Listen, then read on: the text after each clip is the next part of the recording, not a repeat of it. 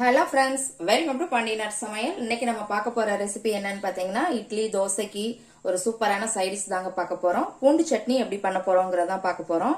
இது ஒரு simple and easy சட்னிங்க. டக்குன்னு செஞ்சிடலாம், ரொம்ப நேரம்லாம் ஆகாது. இந்த வீடியோக்குள்ள போறதுக்கு முன்னாடி சப்ஸ்கிரைப் பண்ணாதவங்க சப்ஸ்கிரைப் பண்ணிருங்க. அப்படியே பக்கத்துல இருக்க பெல் ஐக்கான் பட்டனையும் அமைக்கிருங்க. அப்பதான் நம்ம போடுற வீடியோஸ் எல்லாம் உங்களுக்கு நோட்டிபிகேஷன்ல வரும். பாண்டியனார் சமையல் சேனலுக்கு சப்போர்ட் பண்ணிட்டு இருக்க எல்லாருக்குமே ரொம்ப ரொம்ப நன்றிங்க. மேலும் மேலும் சப்போர்ட் பண்ணிட்டே இருங்க. உங்க ஃப்ரெண்ட்ஸ் அண்ட் ரிலேஷனுக்கும் ஷேர் பண்ணி சப்போர்ட் பண்ணுங்க. இப்போ வாங்க இதை எப்படி ப்ரிப்பேர் பண்ணலாங்கிறத பார்க்கலாம். இப்போ ஒரு கடாய் வச்சிருக்கிறேங்க கேஸ்ல. அதில் ஒரு 2 ஸ்பூன் பக்கம் எண்ணெய் விட்டுக்கோங்க.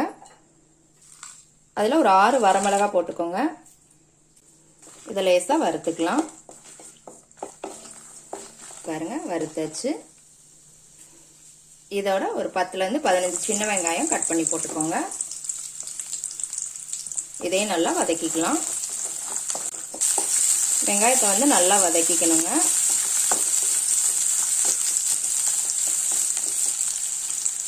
வெங்காயம் வதங்கவுமே பூண்டு சேர்த்துக்கலாம். நான் ஒரு 20 பல் பூண்டு பக்கம் போட்டிருக்கிறேன். இதையும் நல்லா வதக்கிக்கலாம். பூண்டு வந்து நல்லா கலர் சேஞ்ச் ஆகணுங்க, அது வரைக்கும் நம்ம வதக்கணும். இதோட கொஞ்சம் கருவேப்பிலை சேர்த்துக்கலாம். பாருங்க, நல்லா வதங்கிருச்சு வெங்காயம் பூண்டு எல்லாமே.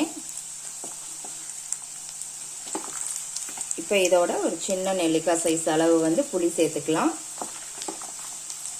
இது ரொம்ப நேரம் வதக்கணும்னு இல்லைங்க. இப்போ கேஸ் ஆஃப் பண்ணிடலாம். இது இப்போ நல்லா ஆறுனதுக்கப்புறம் நம்ம மிக்சியில் போட்டு அரைக்கலாம். பாருங்க, இப்போ ஆறிடுச்சு. மிக்சி ஜாரில் போட்டாச்சு. இதோட கொஞ்சம் தேவையான அளவு உப்பு போட்டுக்கலாம். இப்போ இதை நைஸாக அரைச்சி எடுத்துக்கலாம். பாருங்க, நல்லா நைஸாக அரைச்சி எடுத்துக்கிட்டாச்சுங்க. இப்போ அடுத்து நம்ம தாளிச்சிடலாம். தாளிக்கிறதுக்கு ஒரு கடாய் வச்சிருக்கிறேங்க. அதில் நல்லெண்ணெய் விட்டுக்கோங்க, ஒரு 2 ஸ்பூன். தாளிக்கிறதுக்கு நல்லெண்ணெய் விட்டு தாளிங்க, டேஸ்ட்டாக இருக்கும். இப்போ இதில் 1/2 ஸ்பூன் கடுகு,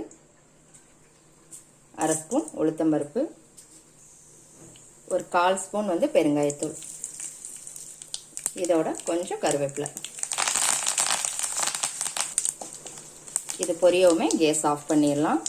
நல்லா பொரிஞ்சிருச்சுங்க. இப்போ கேஸ் ஆஃப் பண்ணிடலாம். இப்போ தாளிச்சு அந்த கடுகை இதில் ஊற்றிடலாம். அவ்வளோதாங்க. இதை நல்லா மிக்ஸ் பண்ணி விட்டுக்கோங்க.